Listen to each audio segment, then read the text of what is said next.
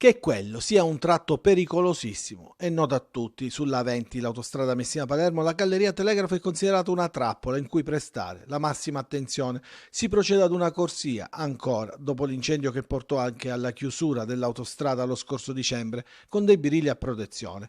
Questa notte l'ennesima tragedia era appena trascorsa l'1:30 quando una carambola di auto ha scatenato l'inferno all'altezza del viadotto Giudici, in direzione Palermo. Il bilancio complessivo è di 2 morti e 3 feriti, 2 dei quali trasportati in ospedale in codice rosso. I morti sono Maurizio Costanzo, 30 anni, di Messina, che si trovava alla guida della prima auto, e Fabio Materia, 46 anni, di Barcellona Pozzo di Gotto, conducente della terza auto, su cui viaggiava anche la compagna, rimasta ferita. A bordo della seconda auto, una BMW, invece, una famiglia, padre, madre e il figlio. Secondo i primi accertamenti, una delle vittime aveva la patente sospesa e l'altro revocata. Il traffico in autostrada è rimasto bloccato sino alle 3:30 quando la polizia stradale di Messina ha deciso di chiudere il tratto interessato, facendo tornare indietro le auto in contromano e riaprendolo soltanto dopo le 8 della mattina. Questo anche per consentire l'intervento dei vigili del fuoco, che hanno attivato delle squadre dal distaccamento nord e che, dopo l'autorizzazione del magistrato, hanno estratto da 2 dei 3 veicoli coinvolti i corpi e successivamente hanno provveduto a mettere in sicurezza le vetture e l'area interessata dall'incidente. Secondo una prima ricostruzione, la prima auto, un Audi, avrebbe urtato il guardrail e si sarebbe cappottata, venendo poi centrata in pieno dalla seconda e dalla terza vettura, un'altra Audi, che non sono riuscite ad evitarla. Le vittime sono i 2 conducenti della prima e della terza auto. L'incidente ripropone ancora una volta il tema della sicurezza sulle autostrade siciliane, in particolar modo la Messina-Palermo e la Messina-Catania, dove sono diversi cantieri in atto con pericolosi restringimenti di carreggiata. 15 maggio 2022, 2 ragazzi di Corleone di 16 e 18 anni, Rosario Leto e Giulia Sorrentino, morirono durante un incidente stradale. A distanza di 1 anno e 2 mesi, dopo accurate indagini, i carabinieri hanno scoperto che quel tragico incidente potrebbe essere stato solo la conseguenza di una corsa clandestina fra 3 auto. E come è emerso dalle indagini, alla guida della Fiat Punto, su cui viaggiavano i 2 ragazzi poi morti, ci sarebbe stato un amico e non, come sembrava inizialmente, una delle vittime. I carabinieri hanno notificato un avviso di garanzia nei confronti di un 19enne e di un 22enne indagati in concorso per aver partecipato a una gara clandestina e per aver provocato, con cooperazione delle rispettive condotte, la morte di Rosario Leto e Giulia Sorrentino. In un primo momento si era ipotizzato che alla guida, nonostante l'età non glielo consentisse, ci fosse Rosario Leto, al quale il padre avrebbe prestato la macchina a patto che a guidarla fosse stato l'amico maggiorenne. Dall'attività investigativa però sarebbe emersa un'altra ipotesi sulla quale stanno ancora lavorando investigatori e inquirenti. Il sedicenne non stava guidando e l'uscita di strada sarebbe stata legata a una corsa clandestina fra 3 macchine. Sull'auto del padre di Leto ci sarebbe stato l'amico 19enne, sulla seconda il ragazzo di 22 anni, mentre continuano le indagini per risalire all'identità del terzo automobilista. Indagini ancora in corso, sono diversi gli elementi che spingono a ipotizzare che alla guida dell'auto incidentata non ci fosse Leto, ma un altro soggetto sopravvissuto all'incidente. Arriva Caronte in Sicilia e con l'anticiclone africano le temperature toccheranno i 40 gradi su molte città tra sabato e domenica. Nell'entroterra si sfioreranno i 50 gradi, tanto che il fine settimana è da bollino rosso a Catania e Messina. Domenica si aggiungerà anche Palermo. Queste condizioni climatiche, che perdureranno per le prossime 2 settimane, possono rappresentare un rischio per la salute della popolazione, soprattutto per anziani e fragili, e la Croce Rossa ricorda il numero 1520 per consigli e supporto. Il numero di pubbliche utilità 1520, che è attivo tutto l'anno H24, 7 giorni su 7, in questo particolare periodo dell'anno sta ricevendo numerose telefonate da parte delle persone anziane che maggiormente sono sofferenti di questo clima così torrido, quindi si rivolgono a Croce Rossa per avere dei consigli anche semplici o ci consentono di intercettare anche dei bisogni banali, e noi molto spesso siamo anche in grado di offrirgli, tramite la nostra rete di volontariato, anche un po' di compagnia a domicilio o di telecompagnia che gestiamo direttamente dalla centrale. Allerta caldo fa rima con incendi boschivi. Nel pomeriggio un vasto incendio in zona Paternò. Le fiamme hanno coinvolto un casolare e la zona alberata che si estende su 4 ettari di terreno. Sono intervenuti i vigili del fuoco e sono numerosi i roghi divampati già dall'inizio della stagione, sia spontanei che dolosi. In questo senso la Giunta Schifani ha approvato il nuovo piano antincendio per il triennio 2023-2025. Arrivano nuove tecnologie satellitari e grazie alla stipula di un contratto lo scorso dicembre da parte del governo sono stati acquistati 120 nuovi mezzi, 12 dei quali verranno consegnati entro questo mese.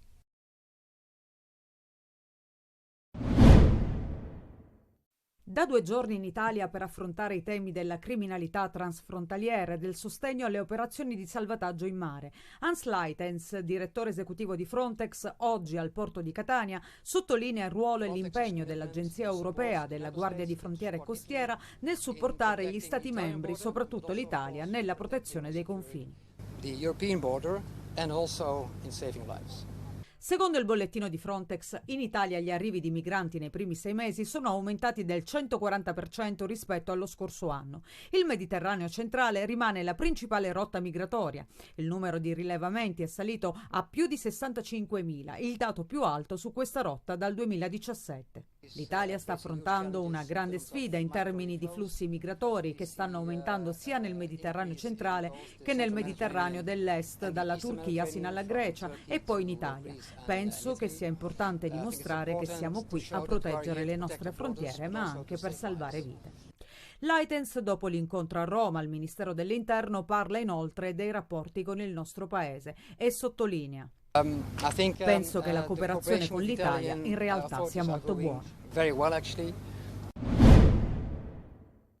Lele Sceri, 26 anni, non cadde da solo dalla torre di lancio della caserma Gamerra di Pisa. Quella terribile notte del 16 agosto del 1999 il paracadutista di leva fu ucciso. La sentenza della Corte d'Assise di Pisa arriva a 24 anni e condanna per omicidio volontario in concorso 2 ex caporali della Brigata Folgore, Alessandro Panella e Luigi Zabara, a 26 anni e 18 anni di reclusione. Un verdetto accolto tra le lacrime del fratello Francesco Sceri. La madre, Isabella Guarino, non era in aula. Questo restituisce anche la parola verità su quello che è successo quella tragica notte del 13 agosto del 99, dove mio fratello ha perso la vita in caserma per opera di questi 2 ex caporali. Sicuramente è una tappa importante, ma non è ancora la parola fine. Verità che hanno cercato senza sosta i familiari. Il padre di Emanuele, Corrado, scomparso nel 2011, era convinto che fosse stato aggredito e che non si è potuto difendere da chi lo ha circondato. Ha lottato con la sua famiglia piegata dal dolore, ma forte in questi anni contro i muri di gomma che volevano mettere a tacere anche sulla dinamica di quello che era realmente successo. L'ex Parà fu vittima di atti di nonnismo. Cercò di sfuggire alle angherie dei 2 ex caporali che lo avrebbero picchiato anche dopo che lui era salito sulla torretta, facendolo precipitare. Il giovane Parà restò agonizzante a terra fino alla morte. Solo dopo 3 giorni fu ritrovato il suo corpo. Secondo la ricostruzione fatta dall'accusa, Zabara e Panella erano assieme a un terzo commilitone, Andrea Antico, assolto nel novembre di 2 anni fa con rito abbreviato. A dare input alle indagini anche la commissione parlamentare d'inchiesta che aveva stabilito che Sceri non si era suicidato. Subito dopo, nel 2018, riaprì le indagini l'ex procuratore capo di Pisa, Alessandro Crini, che adesso, all'arrivo della sentenza, dice: «È stata data una risposta a una famiglia che chiedeva giustizia. Occorreva fare qualche approfondimento in più sulla vicenda».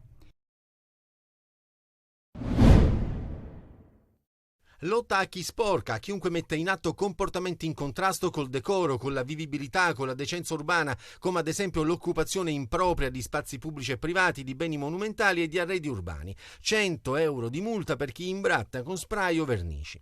È quanto stabilisce un'ordinanza del sindaco di Catania Enrico Trantino a garanzia della vivibilità urbana e della percezione di sicurezza nella città, sotto attenzione in particolare il centro storico.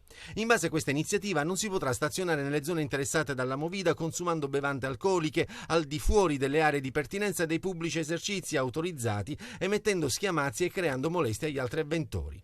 Una risposta anche alle numerose richieste dei residenti che in diverse occasioni si erano lamentati della invivibilità in alcune zone della città, soprattutto a tarda sera.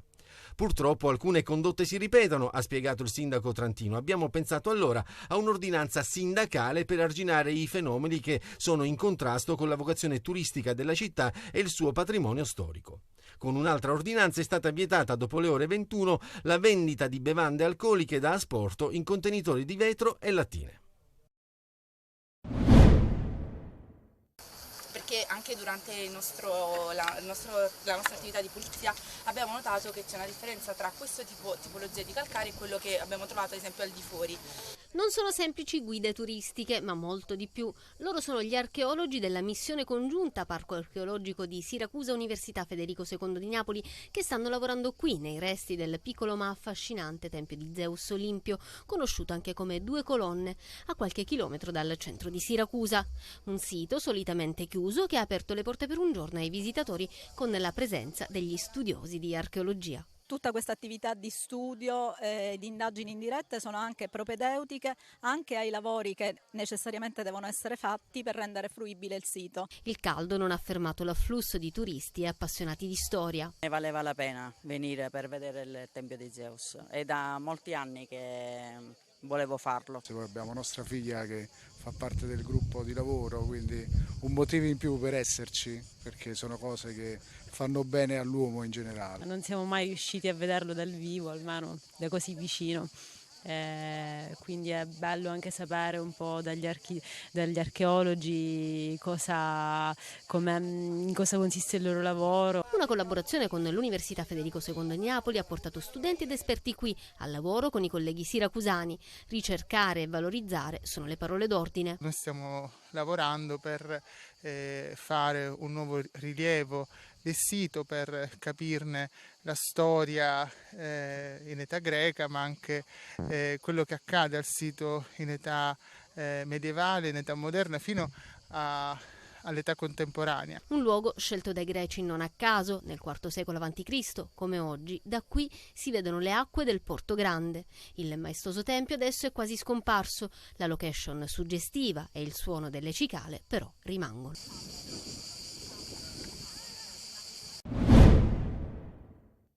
Piazza Duomo a Catania si sveglia così, ultimi ritocchi per la cerimonia prevista per metà mattina. Dell'elefante si vede solo la proboscide, ma curiosi e turisti sono in attesa che venga tolto il velo. Cosa aspettate? Di vedere un benestauro. Dei miglioramenti. Pronti per immortalare? Siamo qui per questo. Siamo in attesa dell'elefante, siamo appena arrivati. Sindaco, torna l'elefante a Catania. Diciamo che ogni città si riflette nella sua memoria e l'elefante è un punto certo. Non avrei pensato quanto potesse mancare il nostro Liotro ai catanesi se non avessi colto le richieste pressanti. Ma quando è che scumigliamo? Il Liotru, come viene da tutti riconosciuto, l'elefante di Piazza Duomo, è il monumento simbolo di Catania, con la sua fontana alla base dell'apparato marmoreo, ora completamente rigenerato.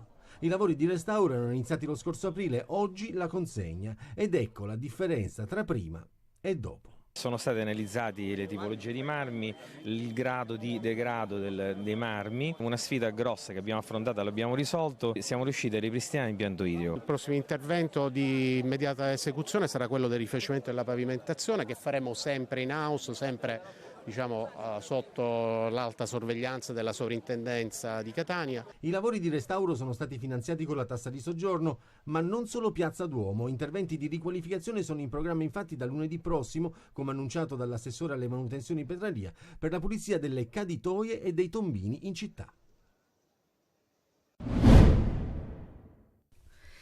In città da qualche ora Cosimo Chiricò è pronto per la nuova avventura in rosso-azzurro, corteggiato da diversi club, alcuni dei quali anche di Serie B. L'attaccante, che ha rescisso il suo contratto con il Crotone, alla fine ha preferito il club del presidente Pelliga. L'ingaggio di Chiricò è il primo acquisto del Catania in vista del prossimo campionato di Serie C e rappresenta un colpo di prima fascia. La sessione estiva della campagna trasferimenti comincia dunque sotto i migliori auspici. Ultima stagione a Crotone, Chiricò ha al suo attivo oltre 300 presenze in Lega Pro. Negli ultimi anni è stato sempre tra i protagonisti in tutte le squadre in cui ha giocato. Lo scorso anno ha realizzato 14 gol e 39 gare proprio con il Crotone. Adesso è pronto a dare il suo contributo alla causa rossa-azzurra. Il mercato del Catania già nelle prossime ore farà comunque registrare ulteriori nuovi ingressi. Il DS Antonello Laneri sta lavorando per assicurare a Tabbiani una rosa di alto profilo, della quale dovrebbe fare parte anche Marco Chiarella, che in Serie D lo scorso anno ha fatto molto bene ai piedi dell'Etna. L'operazione è in via di definizione. Il Pescara, vista la volontà dell'esterno d'attacco di proseguire in rosso-azzurro, è pronto ad assecondare il desiderio di Chiarella. L'ex Pordenone Roberto Zammarini è un altro obiettivo del Catania. Il 27enne centrocampista arriverebbe a parametro zero ed ha il gradimento di Tabbiani per la mediana. Sempre in mezzo al campo, il club etneo è sulle tracce di Riccardo Ladinetti, ex Cagliari e Pontedera. Il ritiro degli etnei, lo ricordiamo, scatterà fra una decina di giorni. Facile ipotizzare dunque che già nelle prossime ore saranno annunciati altri rinforzi.